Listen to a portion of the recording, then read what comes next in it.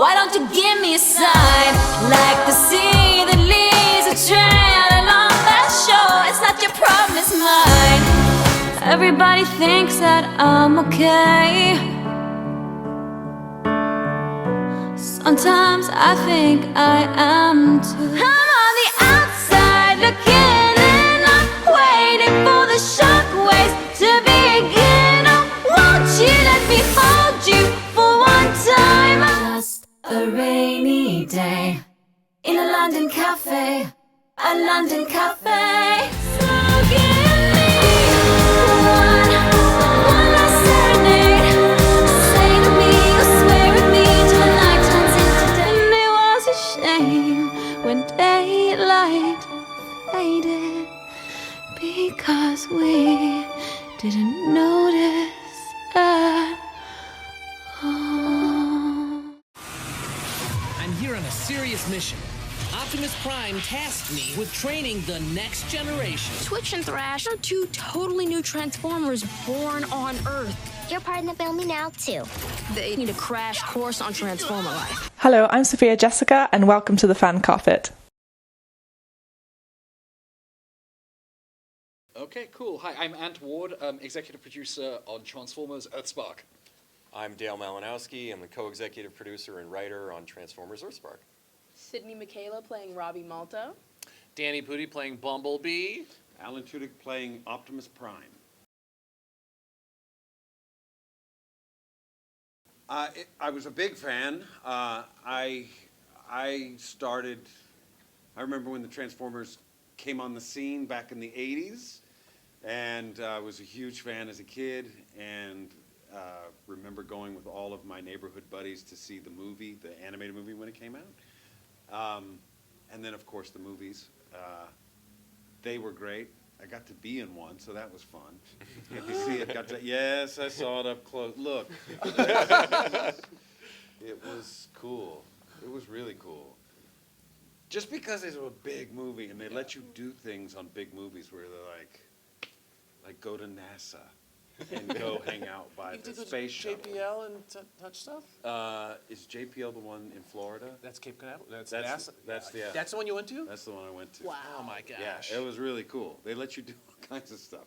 Can you talk to Alan about this Yeah, for a little yeah, bit? Is that okay with Give you us a all? second. Yeah, so NASA, did you get to see any launches? Did you get to plug anything in? Did you plug anything into anything? No, but I got to touch it and got to touch it. And So Alan I did met. break a spaceship, is what we're hearing. Why is the shuttle program canceled? This is where it started. Me. And I met Optimus Prime. I met the truck that was on set. Yeah. The 18-wheeler, the cab, and the truck was there. So I was like, wow. Not a conversationalist. He ignored me for every question I had. Finding the voice, he's big. He's a truck. He doesn't. So he has a deeper voice. What was done before is obviously in my head as well. I would never not have that, in my head. Luckily, I can't even mimic his voice if I tried, because his voice is like, he has basement levels that it's that part of the country where they have extra basements. And then a parking garage beneath those basements. P4, P5. It's like P5. And then a nuclear fallout shelter bunker below P5. below there. Yeah. That's where he's living. So luckily, this is a new version of it. So he's a little, he's a little funny here and there. He tries. He's got a little bit of a sense of humor, and so it's just kind of he's a general. He's in charge of everyone, and he gets to say things like "roll out" and tell people to do things like "roll out." And so that's what that was. And we played with it and found something that we all liked, and it's been great. Sometimes you say roll in. I said, roll in, Alan, stop it. Not the Roll same. on. It's not the No, same. it's Not the not. same. It's not deodorant. So there were some bugs in the beginning. We got but we got through. It's a lot easier to do animated. My experience has been it's very easy. Much easier.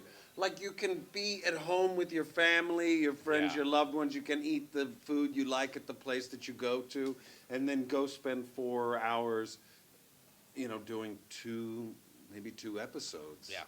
And get through 2 hours, whereas a movie will take months, and you're away oftentimes and cold, and it's a bigger challenge when you do. Everything costs so much money in film and television that when you do a take, it's expensive, so you can't do as many as you want. But when we do, Yeah. 3 in a row, three You'll in a do row, three in a three in a row. row. Wait, let me Wait. try. Let me improv some Yeah. stuff. And you're not hurting anything to have an idea. Exactly. If you, so I've been on movies where some people have lots of ideas. You just added a month to the movie. Stop having ideas. You want to go Yeah, home. we love your ideas. So creative, so Yeah. bouncy. It's great. Let's go. But that's the other thing too. Is like this is our first time this experience being together. Yes. So we have not recorded anything together. So that's the difference too. Is on set you're reacting to people in the moment live, and here sometimes I'm hearing their voices, and sometimes I'm not. You're just doing this one. You're a little bit more scared. This one you're a little bit louder. This one a little bit faster. And so you're kind of in a little bit of a vacuum there, but it allows you to give so many different versions of your lines and your dialogue. Exactly. I think the acting is still the same, though. I think people assume, like, when you're doing voiceover, it's like you can just kind of read now, and it's not the same. I think that what brings it to life, all of us, is still having, like, the motive and objective and, like, what does your character really want and their emotional needs. So, those characteristics still play into it as well. Totally, we do that too. I mean, I just want to. We all do all that acting work too. Just want to clarify, we're always doing the prep work, character subtext. Yes. I'm bringing that every time. I'm not just Every time. right. Yes. Right. Me, Sydney, and I, we're all doing that. Yeah.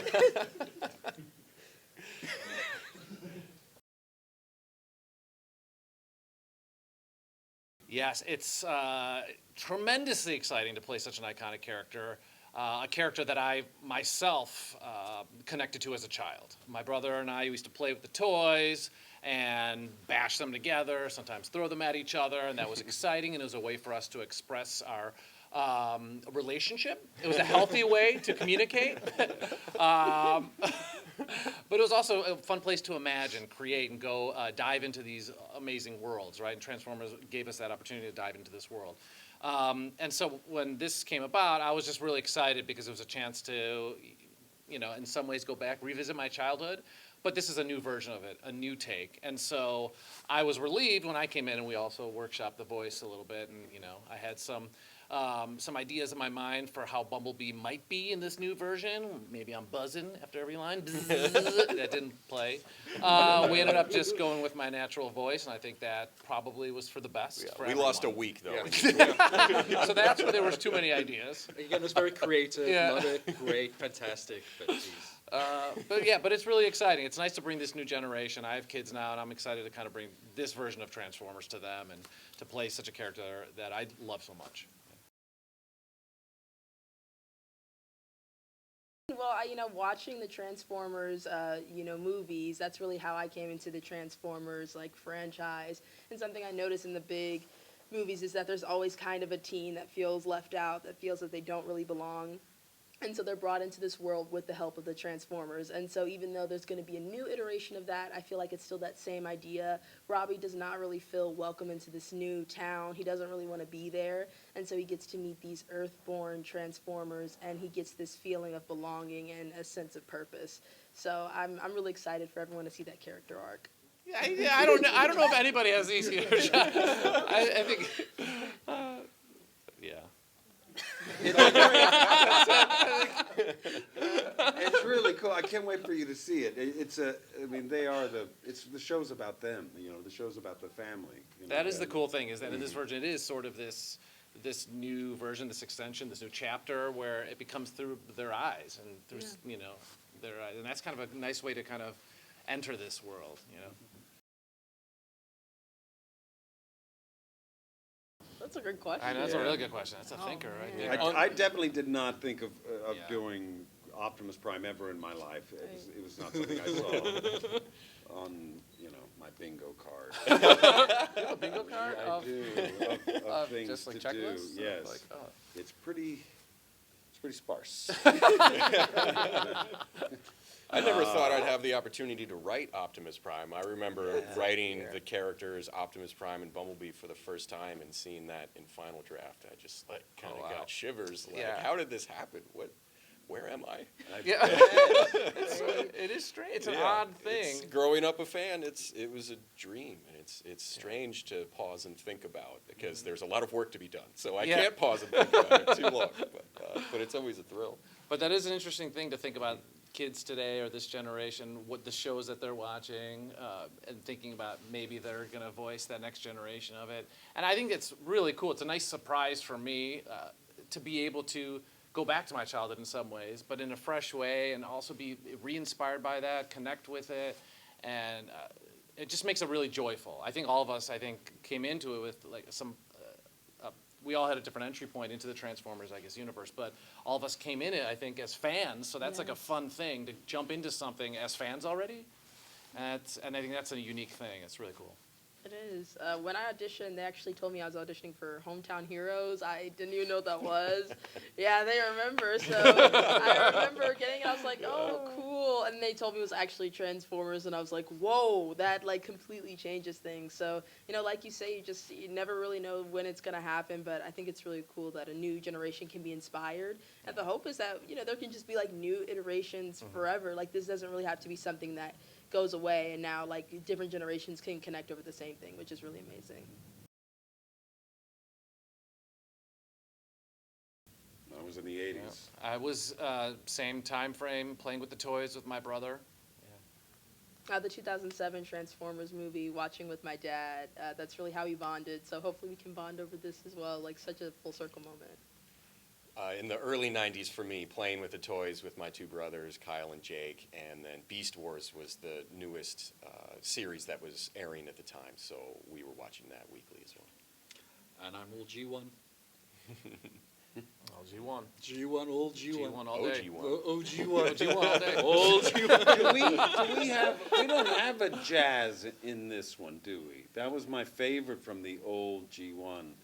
Jazz. We don't. Remember, Jazz was cool. Oh, we do. And who that did the Scatman? voice for Jazz? Wasn't it that? Scatman. Yes. Scatman. Yep. Yeah. Who did The Shining, right? Yeah. Yeah. Man, he was my favorite. Right after Optimus Prime. Take a note. We need to have.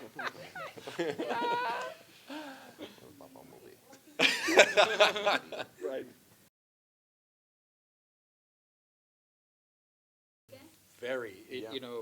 We this Transformers Earthspark takes place after the Great War between Autobots and Decepticons, and Megatron plays a key role in how that war ended, and it was really fun to explore some previous canon relationships that he's had with Optimus before the war started, and how would that relationship continue after the war. Yeah, exactly. We started with who is Megatron? Who has he always been, and where he is now isn't that different from where he was back on Cybertron when the whole Great War started. And it's just been really fun to play with, and he's voiced by Rory McCann, who is brilliant, and always love writing those scenes. Thank you for watching The Fan Carpet. Please follow us on Facebook, Twitter and Instagram for more content next time. With all of us together, those monsters don't stand a chance.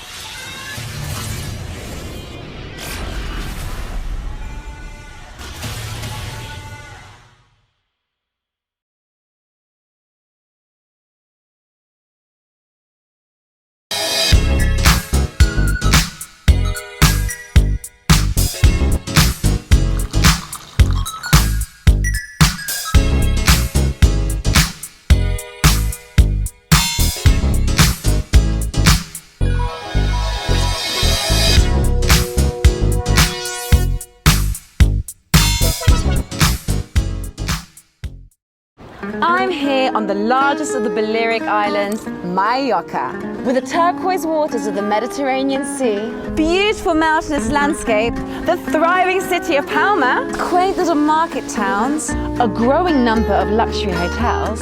It's no surprise that the likes of Audrey Hepburn and Elizabeth Taylor like to holiday here. So come and join me as I take you round Mallorca.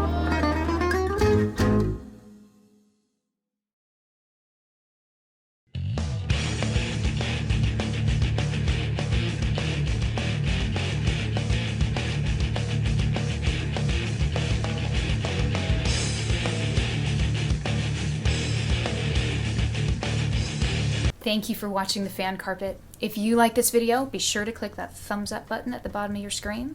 And also be sure to subscribe to the Fan Carpet YouTube channels. They're absolutely free and so much fun too. Be sure to check out the official website, thefancarpet.com. Also, you can follow us on Facebook, Twitter, and Instagram to stay up to date with reviews, competitions, the latest news, and so much more.